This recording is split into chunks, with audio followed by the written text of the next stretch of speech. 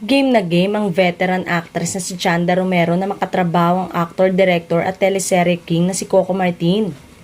Feeling happy and thankful si Chanda nang makarating sa kanya ang naging pahayag ni Coco na isa siya sa mga veteran stars na nais nitong makasama sa kanyang proyekto. Ayon kay Chanda, matagal na rin niyang gustong makawork sa isang proyekto pero hindi pa nga sila nabibigyan ng pagkakataon. Kaya naman nang malaman niyang nais siyang makatrabaho ni Coco, ay yes na yes siya agad. Sa interview ng ABS-CBN kay Chanda, sinabi ng award-winning character actress na ready siya anytime sakaling makatanggap ng offer sa lead star at director ng FPJ Batang Quiapo. Ang tagal naman. Bakit hanggang ngayon wala pa rin Coco, ang birong chika ni Chanda? Of course, flattered ako. In truth talagang sabi ko, sino ba ang manager ni Coco Martin?